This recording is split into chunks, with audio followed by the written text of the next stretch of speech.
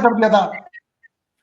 ये ताऊ चाचा खड़े हैं, ये बाबा जी खड़े हैं, दादा खड़े हैं, ताऊ खड़े हैं, ये भाई खड़े हैं, तो युद्ध के लिए उसने मना कर दिया था। अगर ये श्री कृष्ण जी होते तो कृष्ण जी तो कई बार शांति प्रस्ताव लेकर गए थे, भाई युद्ध मत करना, युद्ध में बहुत हानि होगी, समझाया। ठीक है, तो उसके बाद में फिर उसी बात को अर्जुन एग्री हो गया कि भाई ठीक है, मैं युद्ध करने का ही नहीं। तो कृष्ण जी तो राजी होते हैं कि भाई चलो, जिस चीज को मैं कह रहा था ये मान गया, वो बात खत्म हो गई। लेकिन वो उसको वहां लाभ हानि भी दिखा रहा है, और जय पराजय, और यूं भी कह रहा कि तेरे दो नाथ तो मैं लड्डू। तो इससे ये सिद्ध होता है कि अर्जुन ने ये ज्ञान नहीं दिया। अर्जुन श्री कृष्ण जी, सॉरी, श्री कृष्ण जी ने ये ज्ञान नहीं दिया गीता का। श्री कृष्ण जी के अंदर प्रवेश करके तब ज्ञान दिया गया है ये। बिल्कुल जी और बिल्कुल। हाँ, हम आगे चल के ये भी क्लियर करेंगे, इसको हम सबको क्लियर करेंगे कि ये कैसे प्रवेश किया इसने श्री कृष्ण जी के अंदर। जी, सच है। ठीक है जी। अब नवीन जी, सत साहिब जी, आपके पास आना चाहूंगा। और एक हम्म। श्लोक है, दूसरे अध्याय का 11वां श्लोक। इसके बारे में आप जी कुछ जी। कहना चाहोगे? इसके बारे में कुछ कहना चाहोगे? तू न शोक करने योग्य मनुष्यों के लिए शोक करता है और पंडितों के वचनों को कहता है। जिनके प्राण चले गए हैं उनके लिए, जिनके प्राण नहीं गए उनके लिए पंडित जन शोक नहीं करते। इस श्लोक का तात्पर्य क्या है जी? समझाने की कृपा कीजिए। तू न शोक करने योग्य मनुष्यों के लिए और शोक करता है और पंडितों के से वचनों को कहता है, परंतु जिनके प्राण चले गए हैं उनके लिए और जिनके प्राण नहीं गए हैं उनके लिए भी पंडित जन शोक नहीं किया करते। इसमें तो गीता ज्ञान दाता जी ये कह रहा है कि भाई जो इस दुनिया में आया है हाँ जी, उसकी मृत्यु निश्चित है, बिल्कुल जी। तो इसके लिए तू शोक मत कर। बिल्कुल जी, बिल्कुल। हाँ जी, बिल्कुल सही कह रहे हो। क्योंकि अर्जुन ने ये कहा था कि भाई ये मेरे चाचा, ये मेरे गुरुजन हैं और हम इनको मारकर जो है भाई युद्ध जीतना नहीं चाहते। तो वो कह रहे तू उनका हाँ जी, शोक मत कर, जो इस संसार में आया है वो तो जाएगा। हाँ जी, हाँ जी। और एक श्लोक क्योंकि और है जिसका जी। जन्म है उसकी मृत्यु निश्चिंत है। हाँ जी। बिल्कुल, बिल्कुल। एक श्लोक और है, जो हम्म। दूसरे अध्याय का 15वां श्लोक है। इसके अंदर ये बताया गया है कि वो क्योंकि हे बात श्रेष्ठ। नहीं, 15वां बाद में, पहले 12वां, हाँ पहले जी, हाँ जी। 12वां, हाँ जी, हाँ जी। पहले 12वां स्टार्ट करते हैं जी। और बिल्कुल, बिल्कुल। सीरियल वाइज चलेंगे, सीरियल वाइज। हाँ जी, हाँ ठीक जी, है ना जी। बिल्कुल। ये नहीं कि पहले 18वां उठा दिया फिर 12वां, जैसे आपने 11 कहा, 11 के बाद 12 12। हाँ जी, हाँ जी, बिल्कुल। ठीक है जी। तो सीरियल आगे चलेंगे बिल्कुल, सीडी बाई सीडी।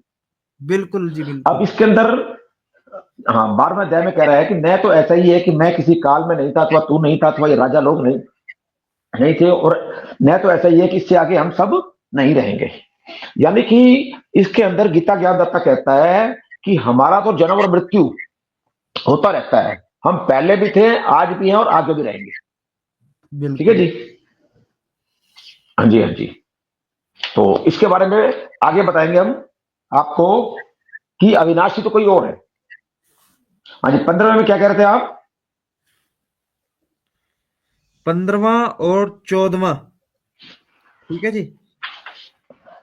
14वें के अंदर, ये 14वें और 15वें को आप क्लियर कर दीजिए जी।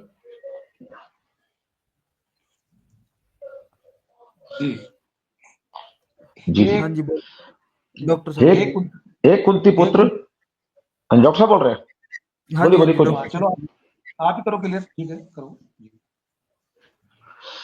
हे कुंती पुत्र, सर्दी गर्मी और सुख दुख को देने वाले इंद्रिय और विषयों के संयोग तो उत्पत्ति विनाशशील और अत्यंत अनित्य हैं, इसलिए हे भारत उनको तू सहन कर।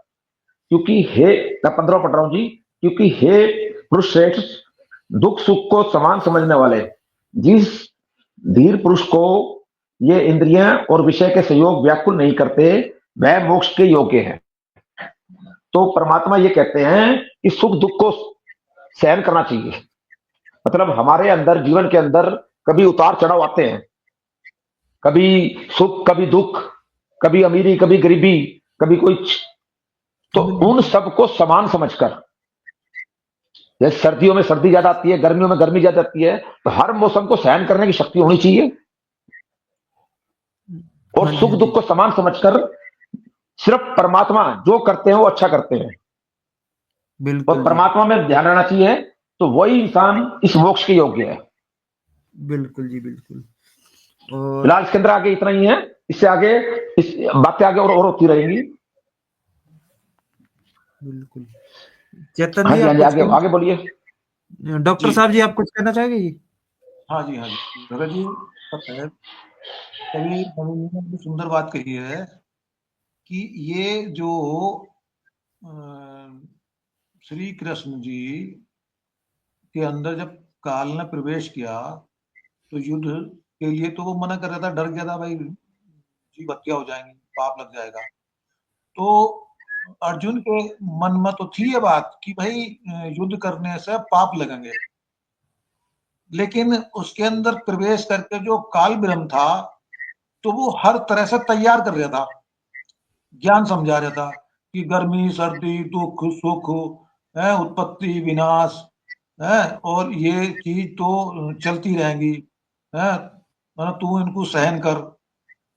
तो ये सहन करना एक आम व्यक्ति की बस की बात नहीं। वो जब तैयार होगा, जब उसको उसके अंदर हवा भरो जाएंगे, हवा भरो जाएंगे, ऐसा कर ऐसा कर। तो ऐसे ही इसमें इन श्लोकों में दिया है ये कि असत वस्तु की तो सत्ता नहीं, ये जो 16वां श्लोक हाँ जी, हाँ जी, है नी, हाँ जी, यानी हाँ जी, कि असत वस्तु की तो सत्ता नहीं जानी जाती और सत का अभाव नहीं जाना हाँ जी, जाता। इस प्रकार इस इन दोनों की भी तत्व वास्तविकता को तत्व ज्ञानी अर्थात तत्वदर्शी संतों द्वारा देखा गया है। देखो यहाँ भी गीता ज्ञानदाता मतलब एक संकेत कर रहा है तत्वदर्शी संत की तरफ कि भाई यहाँ बिल्कुल जी। सत्यता का तो असत वस्तु की तो सत्ता नहीं, हुँ, यानी सत्ता का मतलब ये तो आते रहेंगे जाते रहेंगे विनाश में, हुँ, हुँ, और जो सच्ची वस्तु है उस वही टिकेगी, उसकी जानकारी तत्वदर्शी संत देगा। फिर बिल्कुल सत्व जी, में बताया है कि नाश रहित तो तू उसको जान जिससे यह संपूर्ण जगत दृश्य वर्ग व्याप्त है। इस अविनाशी का विनाश करने में कोई भी समर्थ नहीं है। यो इतना मोस्ट इंपोर्टेंट श्लोक है हमें समझने के लिए कि गीता ज्ञानदाता स्वयं अपने से अन्य के बारे में जानकारी दे रहा है। अपने में तो बता दी 12वें में कि भाई हमारा तो जन्म मृत्यु है, लेकिन जिसने सारे ब्रह्मांड रचे है नी, तो उसका विनाश करने में कोई भी समर्थ नहीं है, अर्थात वो अविनाशी है, यानी कि मुझसे कोई अन्य है अविनाशी। गीता के अंदर का सीधा ये संकेत है।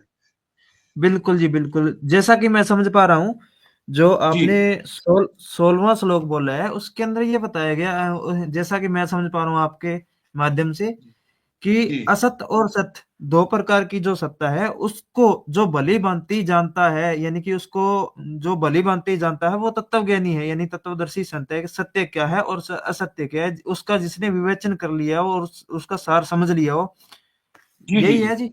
हाँ जी, हाँ जी नवीन जी? हाँ जी, यही है जी?